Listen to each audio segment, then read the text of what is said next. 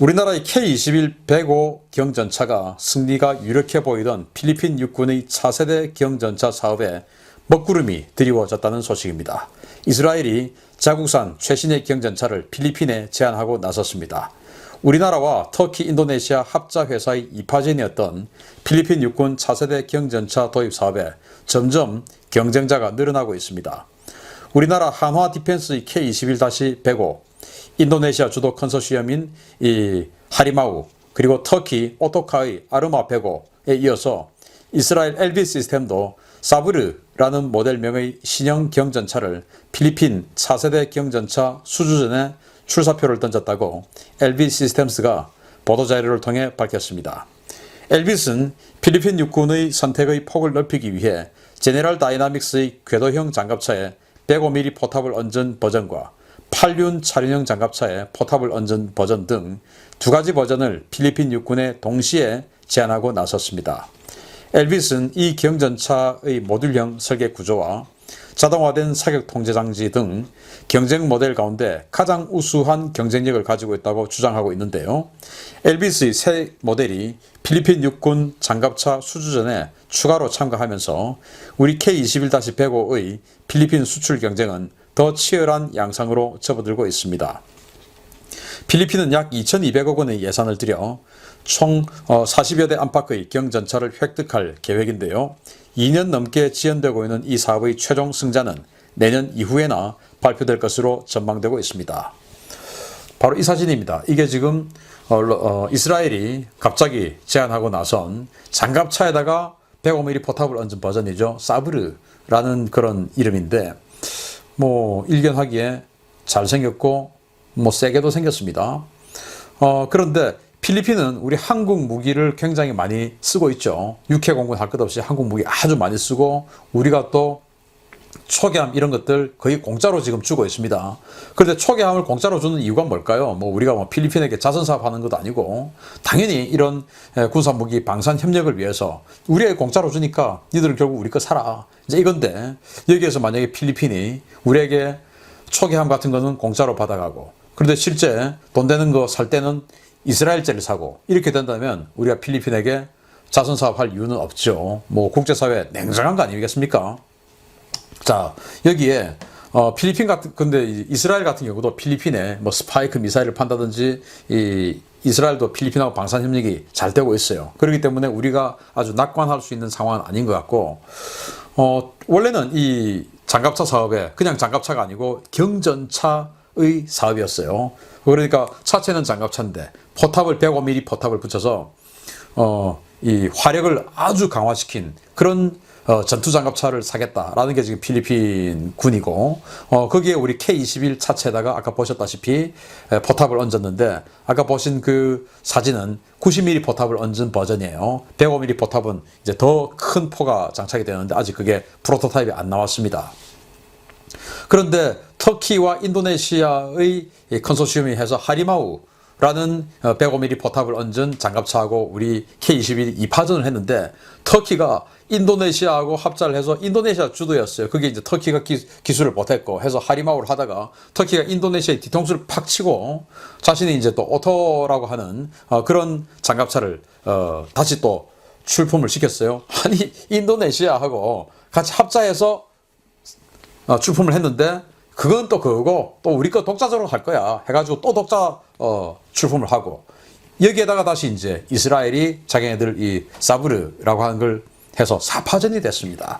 원래 2파전 할 때는 우리가 당연히 되는 거 아니냐라는 생각을 했는데 여기 강적인 이스라엘까지 지금 들어왔기 때문에 누가 될 것인지를 확신할 수 없어요. 특히나 이제 이 차량 같은 경우에 미제 차량 제네럴 다이나믹스이기 때문에 만약에 필리핀이 이 차량을 선정하게 되면 이스라엘하고도 관계가 좋아지는 그런 개연성이 생기고 그리고 미국하고도 미제 차량은 미제니까 포탑은 이스라엘제지만 그래서 미국하고도 관계가 좋아지는 이런 여러 가지 일석이조의 상황이 있기 때문에 우리가 결코 이거는 아주 유리하다라고만 판단할 수 없거든요. 그래서 우리가 필리핀에게 따끔하게 이야기해야 됩니다. 초계함 지금 경주함 좋지 않느냐. 거기다가 니들 또 경주함 좋다고 한 척 더 달라고 하는데 그거 우리 그냥 니들이 좋아서 주는 거 아니야.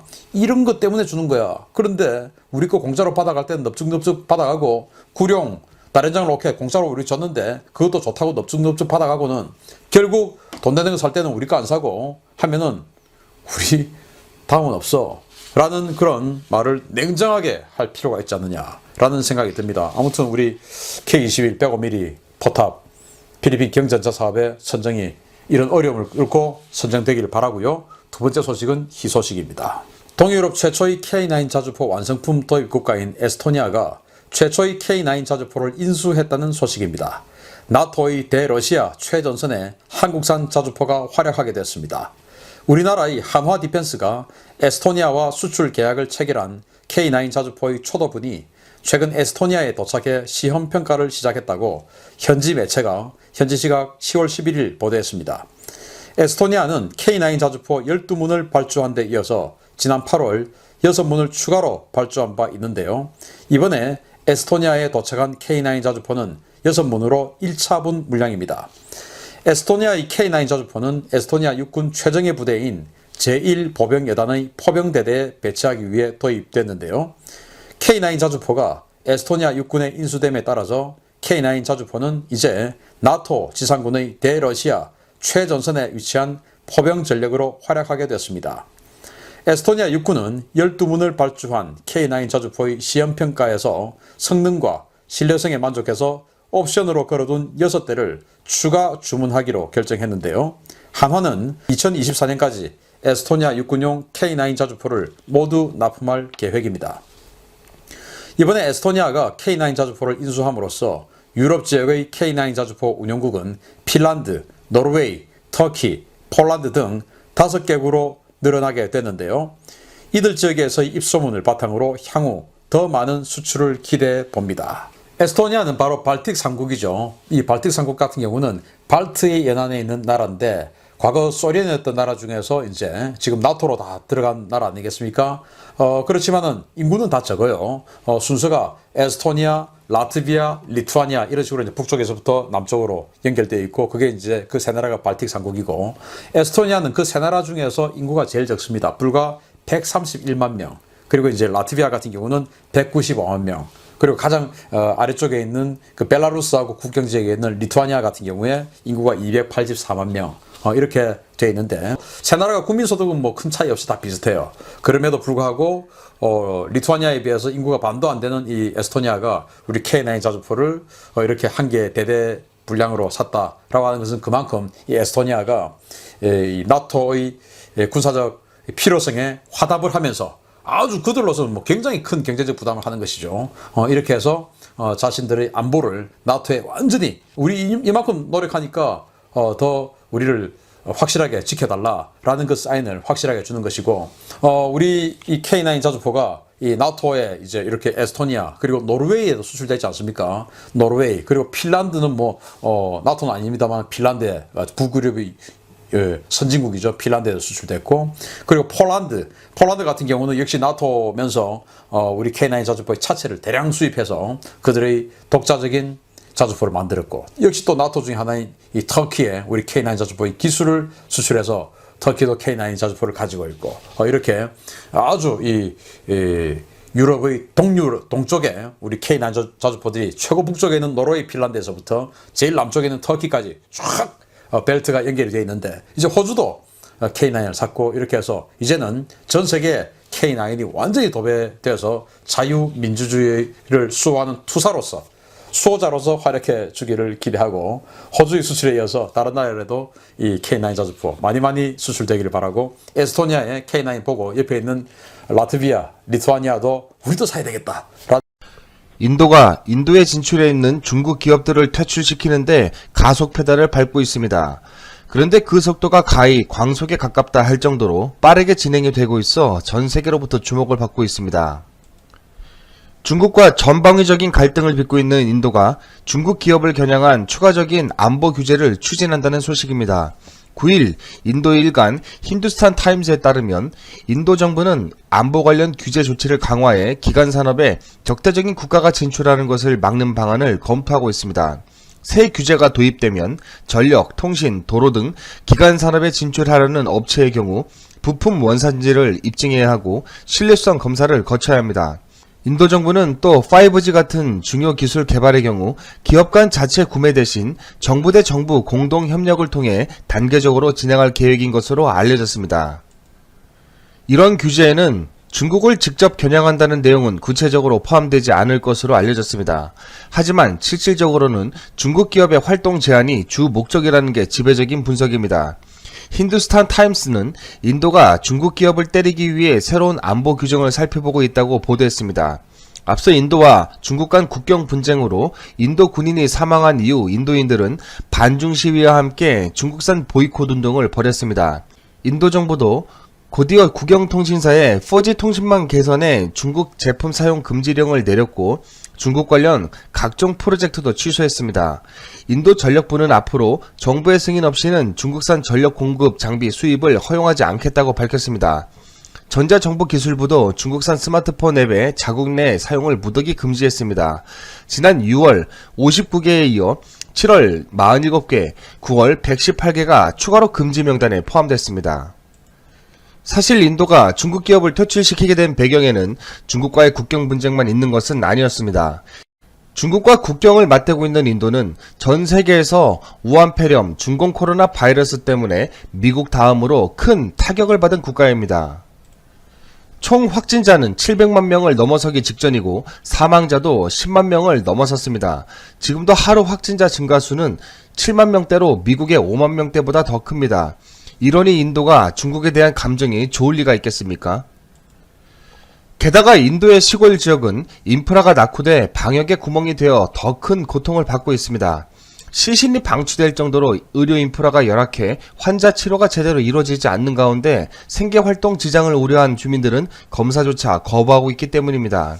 검사나 치료보다는 내일 먹을 양식을 구하는 게 더 급선무인 상황이라는 것입니다. 이렇게 중국이 퍼뜨린 코로나 때문에 큰 피해를 입고 있는 인도는 미국과 같이 틱톡도 차단했습니다. 그 사이를 유튜브 숏 영상 서비스가 파고들고 있다는 소식입니다. 인도는 역시 보안 문제가 제기된 화웨이에 대해서도 미국이 하는 조치와 동일한 움직임을 보이고 있습니다. 다만 미국과 달리 공식적인 정부 명령이 없었을 뿐입니다. 인도는 공식적인 사용 금지 명령을 내리진 않았지만 정부 부처들은 자발적으로 중국 장비 배제를 결의하고 있고 통신 사기업들도 자발적으로 동참하고 있습니다. 한편 이러한 인도의 통신 장비 공급 공백을 채우기 위해 한국 기업 LS전선이 인도의 생산 능력을 확대하고 있습니다.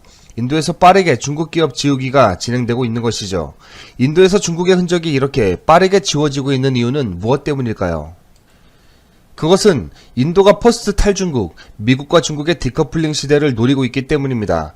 삼성전자와 애플 위탁 생산업체 등 16개 휴대폰 제조 부품업체가 인도 정부로부터 5년간 6조 원 규모의 인센티브를 받는다는 소식입니다. 인도 정부가 승인한 기업은 삼성전자와 애플의 위탁 생산업체인 폭스콘, 페가트론, 위스트론 등 16개 업체입니다. 그러나 인도 휴대폰 시장 판매 상위권을 차지하고 있는 샤오미, 비보, 리얼미, 오포 등 중국 업체들은 이 인센티브에 포함되지 않았습니다. 이들 업체 대부분은 아예 신청조차 하지 않았다고 합니다. 신청해봤자 승인될 리 없다는 걸 알고 있기 때문이죠. 인도는 미중 패권 전쟁에서 미국의 줄을 서야 인도도 발전할 수 있다는 것을 간파했습니다. 그리고 세계 기술 선도국은 중국이 아니라 여전히 미국일 수밖에 없다는 걸 알고 중국의 기술 기업들을 퇴출시키고 있습니다. 그리고 인도는 향후 다가올 포스트 탈중국 시대에 중국이 과거 누렸던 세계의 공장 지위를 가져올 것을 기대하고 있습니다. 벌써 글로벌 제조 기업들을 유치할 구체적인 유인 정책들을 내놓고 있고 빠른 속도로 제조 인프라를 설치하고 있습니다. 인도가 예견하는 것처럼 곧 다가올 미래에 중국의 글로벌 제조 인프라가 붕괴하고 여전히 첨단 기술은 미국이 주도를 하게 된다면 중국의 설 자리는 어디에 있을까요? 이러니 중국이 더욱 기술 도둑질에 몰두하고 글로벌 언론사들을 동원해 중국이 미국과의 경쟁에서 승리한다며 선전선동 거짓 홍보전을 하고 있는 것입니다. 그리고 중국은 내수 중심 국가로 발돋움하겠다는 야심찬 계획을 추진 중이지만 내수 중심 삼류 국가로 전락하게 될 중국의 모습이 기대가 됩니다. 그럼 여기까지 진자유TV였습니다. 진자유TV는 언제나 진실과 자유의 가치를 추구합니다. 그럼 오늘도 즐거운 하루 되십시오. 감사합니다.